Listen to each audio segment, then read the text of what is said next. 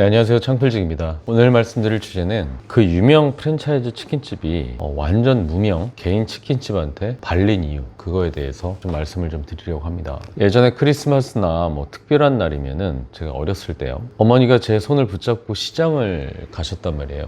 그 시장을 가시면은 닭집이 있어요. 닭집에 가면은 이렇게 밑에 그 닭들이 이렇게 가지런히 이렇게 누워 있으면은 거기서 닭을 하나 골라라, 이렇게 말씀을 하셨어요. 진짜 이 냉장고인데 이 바닥에 이게 깔려있는 냉장고 있잖아요, 시장 가면은.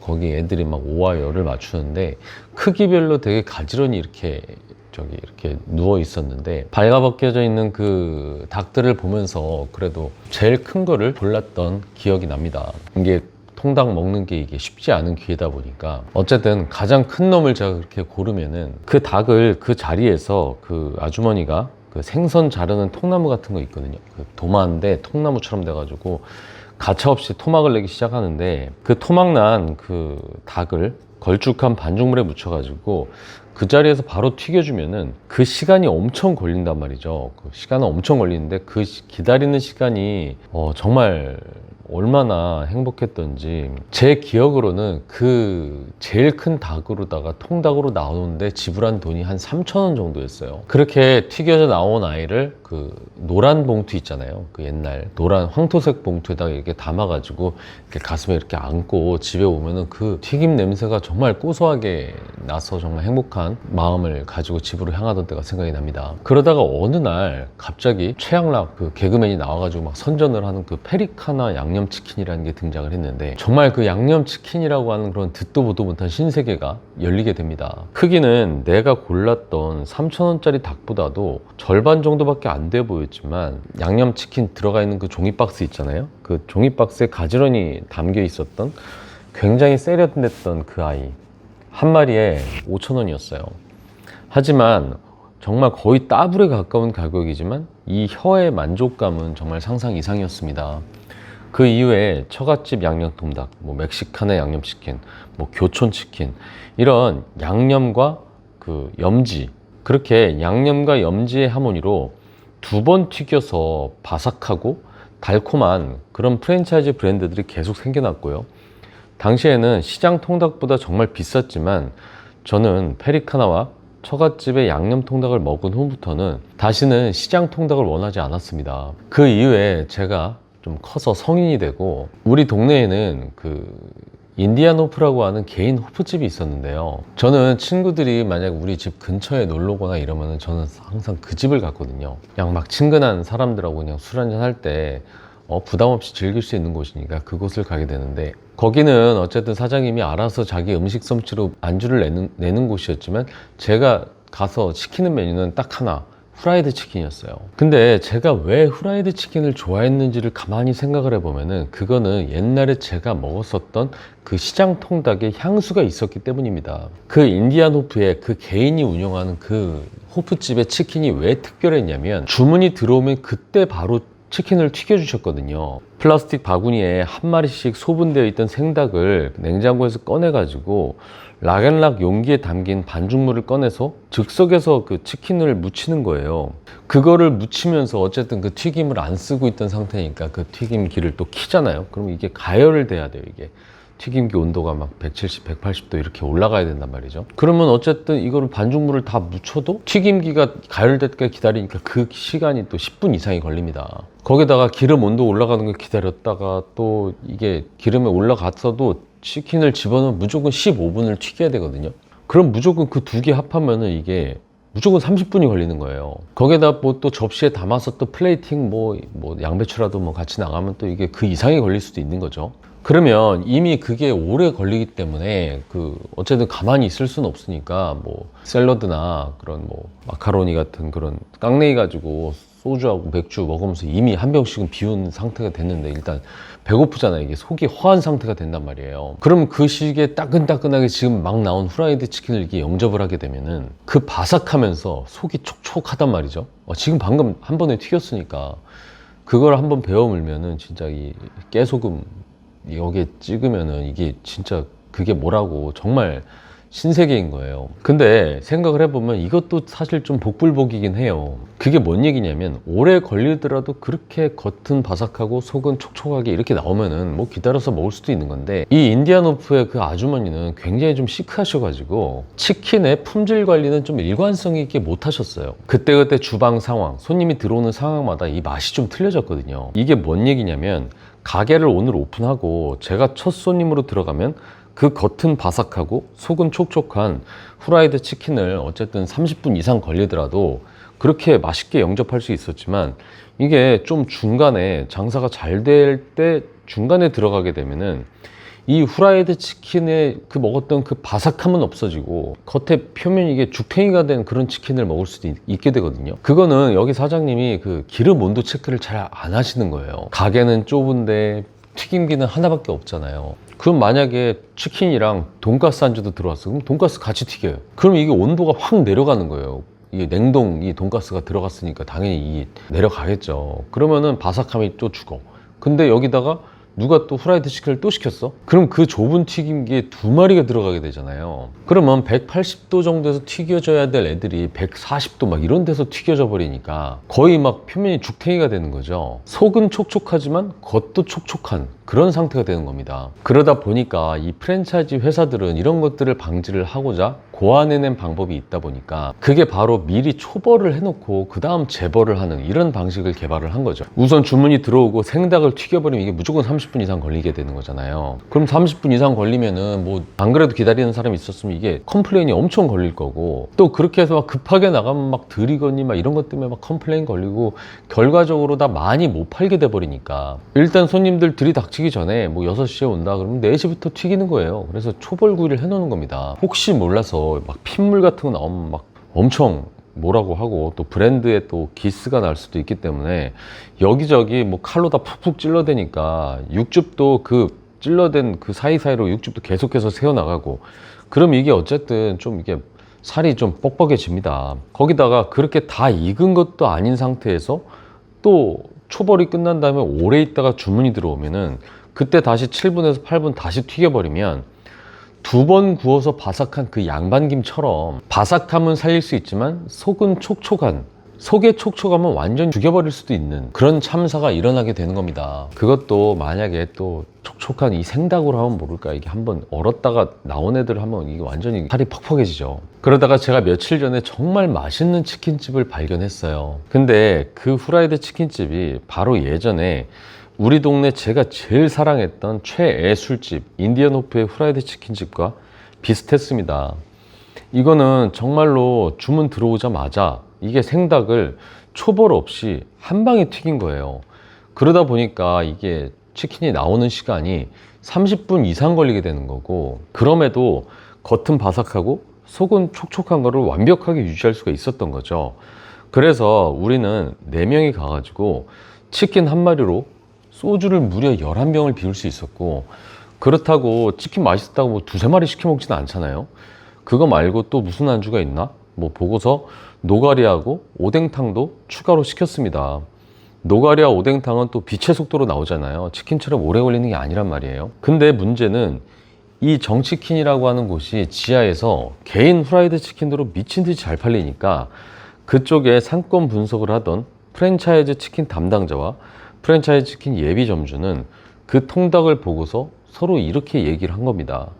아니, 이렇게 밋밋한 치킨도 이렇게 잘 팔리는데, 그것도 개인 매장이, 개인 브랜드가, 그것도 지하에서도 이렇게 잘 팔리는데 우리는 1층에 더 좋은 자리에서 이런 최신 맛으로 승부하면 우리는 무조건 이길 수 있다. 우리는 무조건 승리할 수밖에 없다고 얘기를 하는 거죠. 그리고 과감하게 오픈을 하고 근처 그 1층에서 오픈을 열어서 이렇게 장사를 시작하게 되는 건데, 이게 중요한 건 팔아도 이게 안 남고 매출은 올라가는데 남는 게 없는 거예요. 근데 하도 이상해서 또 다시 내려가다 보니까 각 테이블마다 다 치킨이 한 마리씩 있어.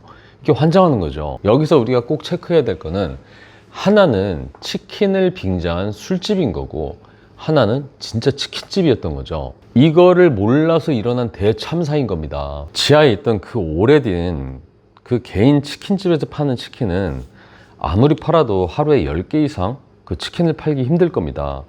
왜냐면 그렇게 팔려면 오래 걸리기 때문이에요. 근데 그 치킨 한 마리 메뉴판을 보면 뭐 18,000원 뭐 이렇게 팔고 있지만 사실상 그 치킨 한 마리를 팜으로써 나오는 매출은 4만 원 이상이에요.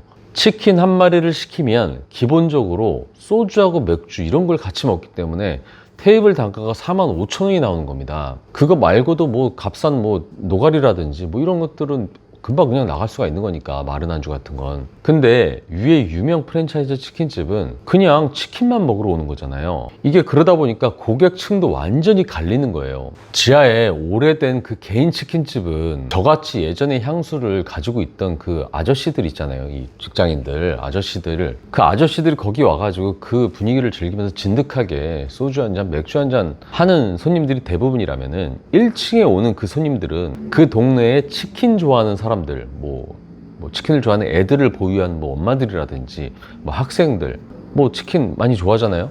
그런 애들이 오겠죠. 그렇기 때문에 대부분의 매출이 치킨이에요. 기껏해야 콜라 뭐 이렇게 될 겁니다. 그러다 보니까 초벌을 안 해놓다가는 이게 완전히 끝장나는 거고, 빨리 튀겨야 되기 때문에 사람은 사람대로 더 써야 되잖아요. 튀김기도 뭐 한 대로 되겠습니까? 이게 막 3개, 4개, 막 5개, 6개도 노니까. 그러다 보니까 사람은 사람대로 더 써. 그러다 보니까 문제는 팔아도 이게 남는 게 없게 되는 거죠. 이게 그럴 수밖에 없는 게, 지하 매장보다 더 좋은 자리 들어가겠다고 그 1층에 코너 자리에 자리를 잡다 보니까 지하보다 2배나 월세가 비싸단 말이에요. 그러다 보니까 300만 원이고 그 치킨을 튀겨야 되니까 사람을 많이 쓸 수밖에 없어요.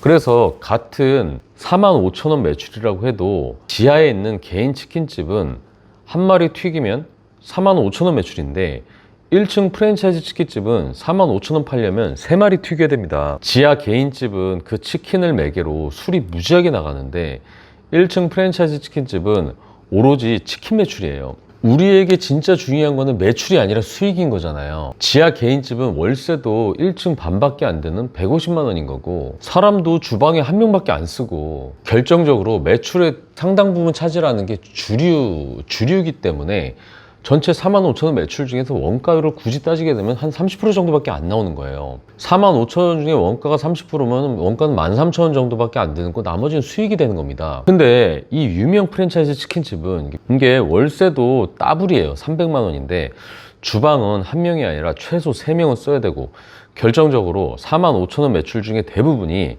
마진이 나쁜 치킨 매출이기 때문에 원가율이 50%가 넘습니다. 거기다가 테이크아웃만 하는 게 아니라 배달도 하니까 배달 대행, 배달 깃발 비용, 거기다 포장 비용까지 나가니까 원가율은 60%도 넘어갈 수 있어요. 4만 5천 원 매출 중에서 3만 원이 원가로 나갈 수도 있는 겁니다. 이게 매출 비중을 이걸 잘 봐야 되는데, 매출이 높은데 만약에 그 편의점이 담배 매출이 높아, 그러면 그런 편의점은 실속이 없어요. 또 분식집이에요. 근데 매출은 높은데 거기에서 김밥 매출이 높아, 그러면 막 쫄면이나 잔치국수 이런 건 마진이 좋잖아요. 근데 제일 마진율이 없는 그 매출이 높은 김밥만 나가면, 이거는 매출이 높아도 그 분식집은 실속이 없는 겁니다. 치킨집에 치킨이 많이 나가면은 치킨 원육을 공급하는, 그 물류를 공급하는 치킨 프랜차이즈 본사는 정말 좋죠. 물류 수익이 좋아서 행복할지 모르죠. 그렇지만 그 안에서 일하는 가맹점주는 죽는 겁니다. 이런 경우들을 주변에서 꽤 많이 보게 되는데, 예를 들어서 만약에 이 족발이라고 해요. 우리가 족발이라고 한번 쳐보자고요. 근데 이 족발이라는 게 원래 장충동 왕족발 뭐 이런 곳에서 시작을 했는데, 여기는 다 직장인들이 먹고 이렇게 회사 다니고 이런 곳에서 시작을 했단 말이에요. 근데 족발을 삶고서 막 종물 관리하고 이런 거 엄청 힘들고 막 빡센데도, 그래도 어쨌든 이 족발을 한 족 이렇게 삶아가지고 이렇게 갖다 놓으면 주변 직장인들이 소주도 먹고 맥주도 먹고 막걸리도 먹고 막 회식도 하고 뭐 이러다 보니까 결과적으로 마진이 좋았단 말이에요. 근데 갑자기 이 족발을 가지고 족발 자체로다만 쇼부를 치니까 막 주택가, 막 아파트에서 막 족발 배달시키고, 족발 먹으러 와가지고 진짜 술 한 잔도 안 먹고 족발에다 콜라를 먹지 않나, 이러다 보니까 지금 족발 사장님들이 미치는 겁니다. 이게 안 남으니까. 족발을 앞에 놓고 술을 마셔야 되는데 진짜 족발만 먹으니까 이게 일은 일대로 고되고 사람은 사람대로 써야 되고, 또 술을 안 먹으니까 4명에서 이게 족발 하나 먹으면 이게 부족하잖아요. 그러다 보니까 막 사이드 안주로 막 뭐 막국수는 무조건 서비스로 줘야 되고, 막 오뎅탕을 막 무료로 다 막 주질 않나. 막 거기다 부침개도 붙여주고 이게 그런 사이드 메뉴까지 가다 보니까 이게 홀 주방 일은 일대로 많아지고 또 거기다 그런 걸 안 하면은 족발로 배를 채우면 2족을 시켜야 되잖아요. 2마리를 시켜야 되는 거예요. 그러면은 4만 원이 아니라 8만 원이 되니까 손님들이 먹으러 오겠어요? 이게 부담돼서 못 먹죠. 그러니까 양을 또 채워줘야 되니까 뭐 오뎅이니 뭐 부침개니 막 이런 걸 막 하는 이런 불상사들이 계속 생기는 겁니다, 이게. 어쨌든 저는 그 개인 집에 그 프라이드 치킨을 먹으면서 정말 많은 생각들이 몰려왔는데요. 일단은 너무 맛있었어요. 막 이 혀의 감각을 깨우는 그런 맛보다도 이 겉은 바삭 속은 촉촉한 그런 기본을 지키는 맛, 그리고 예전에 어머니와 함께 치킨을 골랐던 그 어린 시절의 추억, 그걸 가슴에 품고 먹었던 그 기름 냄새, 고소한 기름 냄새에 대한 추억, 한번 배워물면 그 육즙이 터져 나왔던 그런 기억, 그런 기억을 갖고 있는 그 사람들과 함께 즐기는 이 자리 자체에 대한 즐거움. 결국에는 제가 그 집에서 느낄 수 있었던 거는 단순히 치킨의 성능이 아니라 요즘 들어서 막 되게 막 최신의 양념이나 뭐 염지제의 그 성능이 아니라 그 혓바닥에 느낄 수 있었던 그 치킨 맛이 아니라 제 마음이 거기에 갔기 때문에, 그래서 더 만족감을 느끼고 소주 한 잔을 더 먹을 수 있었던 거고요. 그 안에서 먹었던 그 사람, 그 아저씨들 다 저랑 같은 마음이었을 거예요. 그리고 저를 비롯한 그 아저씨들은 그래도 생활 전선에서 열심히 지금 일하고 있는 사람들이라서 돈을 잘 씁니다. 아무리 어렵다고 치킨의 소맥 정도는 부담 없이 이렇게 달릴 수 있는 거잖아요. 그런 소비를 우리는 가성비 소비가 아니라 가심비 소비라고 얘기를 합니다. 결국에는 그 1층에 있는 프랜차이즈 치킨집은 지하에서 파는 그 치킨집의 그 업의 본질에 대한 걸 모르고 덤벼들었기 때문에, 그 가심비에 대한 걸 몰랐기 때문에 폭망한 겁니다. 앞으로 이 치킨이든 다른 업종을 생각하실 때도 이런 부분들도 좀 고려를 하셔서 업종을 정하고 그 업의 성격을 확인을 하고 상권 분석을 하셨으면 좋겠어요. 제가 이번에 그 초보 창업자들을 위한 그 자영업 기획사 창플 에이전시라는 이름으로다가 지금 초보 창업자랑 같이 이렇게 창업을 하고 있는데요. 자주 초보 창업자들 분과 같이 이렇게 돌아다니다 보니까 그런 현장들을 많이 보고 느끼는 바를 이렇게 좀 얘기를 좀 하고 있습니다. 직접 같이 창업을 돕고, 그리고 인테리어나 이런 것들도 창플 아키 디자인이라고 저희가 인테리어 회사를 새로 시작을 했으니까 한번 네이버에 창플 아키 또 한번 치셔가지고 어떻게 창플이 활동을 하고 있는지 확인도 한 번씩 해주셨으면 좋겠습니다. 이상 창플직이었습니다.